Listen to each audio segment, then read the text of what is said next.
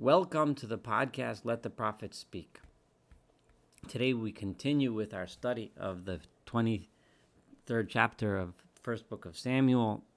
We left the last podcast, the first half of this chapter, with David and his supporters hiding in the desert, and Saul sending out search teams to try to find him, though his search has so far been unsuccessful. We now have the reunification of Jonathan and David, as Jonathan, who was in his father's house, in his father's household, in the royal household, and he told David he needs to run. David ran. Now, it's been a while. David's been through a bunch. He's been through hiding out with the Philistines, acting like a crazy person, running to the En Gedi desert, and giving his parents over to the king of Moab for safekeeping. And then he fought a war against the Philistines to protect the people of Keilah. So a lot has happened, but now it is clearly established that David has a pseudo court with the prophet and a priest. He has people supporting him. He successfully waged a battle. He's already starting to look like a king. So it is clear that David is an alternate, and we're a king to Saul, and that he is setting up a court which will eventually overshadow Saul's. So Vayakam Yehonasan ben Shaul, Yehonasan, Jonathan the son of Saul, at much danger to himself, got up and he left his father's house, Vayelech al David Charsha, and he went to join David in his camp at Choresh. Clearly, somehow, Jonathan found out where David was hiding, despite the fact that Saul's supporters did not know and could not find him. Vaychazek et yado be'Elohim, and he gave him strength in the name of God. And he told him, Vayomrei Elav, Al tira, don't be afraid, ki lo simsoacha yad Shaul avi, because Saul will not find you. Now, this could have been saying, he won't find you because I have faith that God will save you from him, or don't be afraid that I will give up your location. I am with you. I made a promise to you, right? I will not help him find you. And because one might think, Jonathan might think, well, if David takes over the kingdom, then who will I be? I will be nothing. I will lose my chance at being the king, being that Jonathan was the crown prince. So therefore, Jonathan immediately reassures David and says, V'atotim lochal Yisrael, you will be the king. Don't worry about me. I'm not going to take it away from you. V'anochi ehyeh l'chal mishneh, I will be your assistant. I will be second to you. V'gam Shaul avi yodea kein. And by the way, it is not just me saying this. My father Saul knows this, and he understands that this is what the future holds. And once again, they made a promise before God to each other. Vayeshev David b'Charsha, and David stayed in Choresh, v'Yehonasan halach l'beiso, and Yehonasan went back to his home. Presumably his home is at the same location where his father's court is located, which means that people clearly knew that Jonathan knew where David was, but he obviously wasn't giving up his location. Vayalu zifim el Shaul hagivata leimar, and some people, Ziphites, people that lived in this area in the wilderness where David was hiding, they went to Giva. Giva, as we've seen several times, is a location where Saul has his capital. Halo David mistater imanu.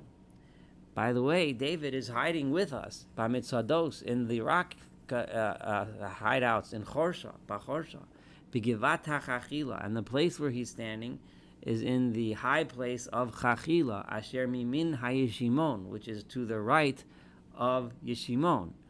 To the right here presumably means south of Yeshimon.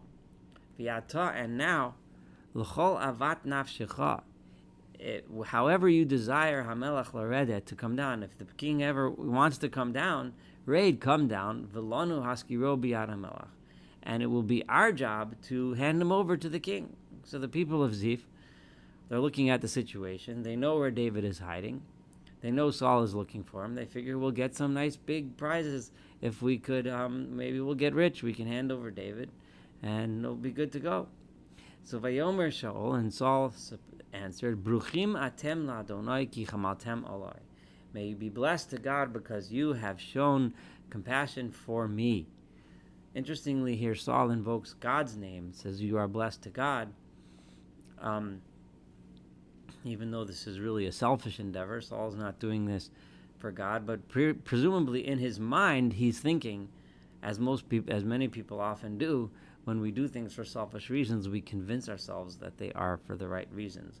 L'chuna, please go, hachinu od, and get yourselves ready, u'du'u, and make sure you learn, u'ra'u, and see at mikomo, the places asher aglo, where his feet are. In other words, go and check it out. Make sure you know not just where he's hiding now, but the places where he's been, the places where he goes and runs, so that we know if he, where's he going to run to, which way he's going to turn, etc. Mira ohusham, who saw him there? Ki amar elai arom ya'arimu. Because, in other words, find out who the people are that can spot him out, who the people are that he's seeing that are seeing him, because he's a tricky guy. Arom ya'arimu. He's a smart guy, and he can run, he can hide, he has lots of places. Gather information, do some serious recon, so that when I come down there, it won't be for a waste. And you need to check it out, look, and then therefore learn. Mikol hamachavoim asher yitchabei sham. All of his hiding places where he hides. Vishavtem elai El Nachon, and come back here when you're absolutely certain, when you absolutely know his path. And then I will go with you. And then, if he is still there, so I will search for him out. B'chol alfei Yehuda, among all of the tribes of Yehuda, of Judah. Again, we see that this split between Judah and Israel is becoming more clear.